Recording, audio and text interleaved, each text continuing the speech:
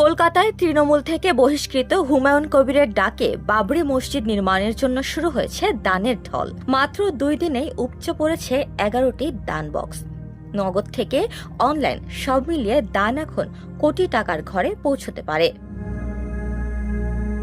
মুর্শিদাবাদের বেলডাঙ্গা গত 6 ডিসেম্বর এখানেই বাবরি মসজিদের ভিত্তিপ্রস্তর রাখেন প্রাক্তন তৃণমূল নেতা হুমায়ুন কবির। সভায় ছিল প্রায় 40,000 মানুষের সমাগম। আয়োজন ছিল শাহী বিরিয়ানিরও। সভা শেষে রাখা হয় স্টিলের তৈরি 11টি বড় দান বাক্স। 2 দিনেই বাক্সগুলো ভরে গেলে রবিবার রাতে বিশেষ মেশিন দিয়ে শুরু হয় টাকা গণনা।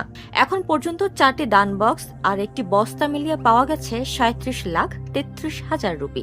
শুধু নগদ নয়, কিউআর কোড স্ক্যান করে অনলাইনেও এসেছে আরো 93 লাখ রুপি।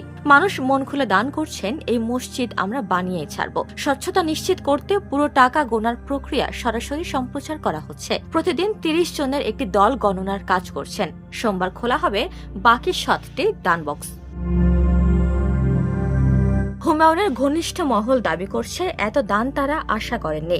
বিদেশ থেকেও দান এসেছে। ক্রমবর্ধমান অর্থ সামলাতে তৈরি করা হচ্ছে আলাদা নিরাপত্তা ঘর, সিসিটিভি, এমনকি ব্যাংকের সঙ্গেও চলছে আলোচনা। এদিকে দলীয় শৃঙ্খলা ভঙ্গের অভিযোগে হুমায়ুনকে বহিষ্কার করে তৃণমূল কংগ্রেস। হুমায়ুনের এই উদ্যোগেই তৃণমূলের সঙ্গে দূরত্ব তৈরি হয়।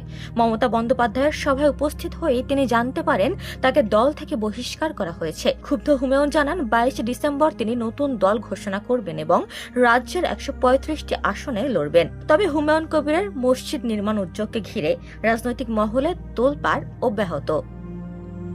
ডেস্ক রিপোর্ট, সোনালী নিউজ।